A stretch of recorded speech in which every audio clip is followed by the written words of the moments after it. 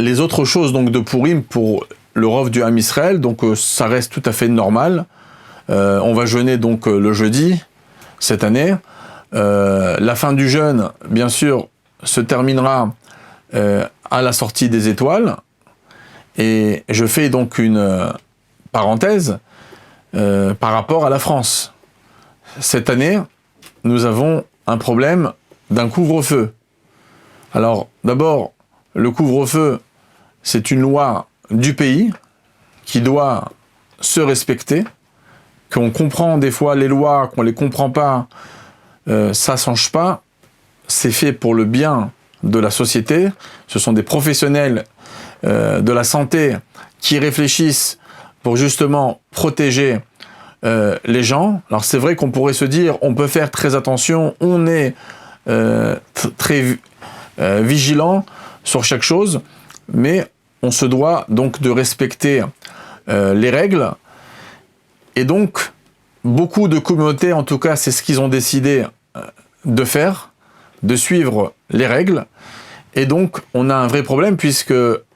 la sortie des étoiles est bien plus tard, c'est vers les coups de 7h et quelques, en ce moment en France, et que, bien sûr, chacun regardera le calendrier selon la position en France où il se trouve, mais à 6h du soir, même si des fois ça déborde un tout petit peu, le temps que les gens rentrent, mais on sera avant la sortie des étoiles, et a priori le jeudi soir, la lecture de la Megillah, en principe, c'est à la tombée de la nuit, après la sortie des étoiles. Alors, nous avons fait un communiqué, il y a quelques temps, il y a plus d'une semaine déjà, et d'autres grands rabbinim, bien sûr, ont pris aussi position. En tout cas, ma position personnelle est que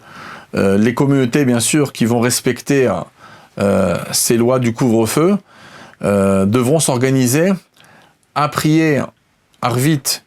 dès qu'on peut au Plaga Mincha et enchaîner sur une lecture de Megillah, bien sûr, cachère,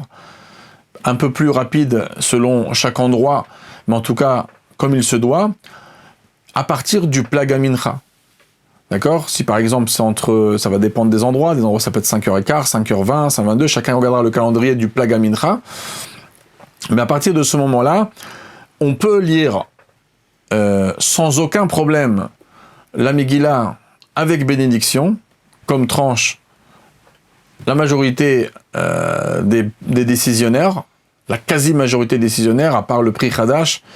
qui était très étonné de ce que le Shulchan Aruch a écrit dans le Siman Tafresh Tzadik Bet à la fin du Siman, mais la quasi-majorité pense qu'il n'y a aucun problème, et même la logique halachique dit qu'il n'y a aucun problème, puisque la logique halachique nous dit que les choses qui sont rabbiniques, et la Megillah d'Esther le soir de Purim est toujours rabbinique et non pas Midivrei Kabbalah, et donc si c'est rabbinique, les choses qui sont rabbiniques, en principe, peuvent être respectées, même à partir du Plaga Mincha, de la même manière qu'on voit très souvent le peuple juif prier Arvit au Plaga Mincha, si bien sûr on a fait Mincha avant. Bien sûr, il y en a dans les communautés séfarades, par manque de choix, ils vont des fois faire Mincha et Arvit qui vont se suivre, mais c'est pas le sujet du shiur. En tout cas, lorsqu'on fait Arvit, ou les choses qui sont rabbiniques, comme la Megillat Esther, après le Plaga Mincha, la Gemara nous a donné cette ouverture, très clairement, dans Masechet Brachot, page 27, David Kemar Arvit, David Kemar Arvit, ça veut dire qu'on est capable de faire la Shita de Rabbi Yehuda, et comme j'ai dit, le Tour Even, le Rabbi Yehuda disent que la lecture de la Megillah le soir, c'est rabbinique, et donc ça donne cette possibilité. À part ça, on a beaucoup de Rishonim qui disent, qui nous rappellent aussi cette halakha, que lorsque des personnes à l'époque ne pouvaient pas lire la Megillah le 14, on avait des possibilités depuis le 11, le 12 et le 13 de faire des lectures. Donc on additionne ces opinions et certains Rishonim qui pensent qu'on pourrait même faire la bracha,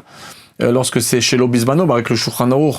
dans le Siman Tafresh Peret, tranche pas comme ça, mais c'est quand même des opinions qui se rajoutent au fait que c'est le Plaga Mincha. Et c'est pour ça que la lecture, elle est 100% OK, et c'était dit par le Eshkol, par beaucoup de Rishonim, et le Trumat HaDeshen, et apporté par le Shulchan Aruch, sans discussion, puisque autour, le rameau, à part le prix Khadash, mais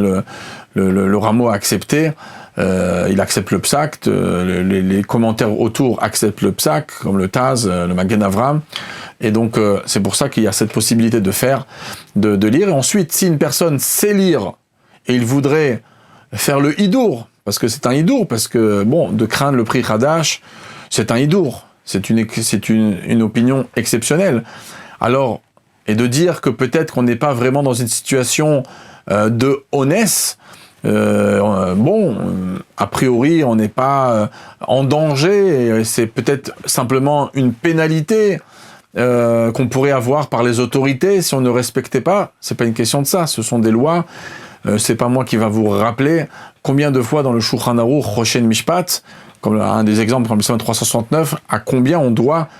s'inquiéter de respecter les lois d'un pays, surtout lorsqu'ils sont pour la tova,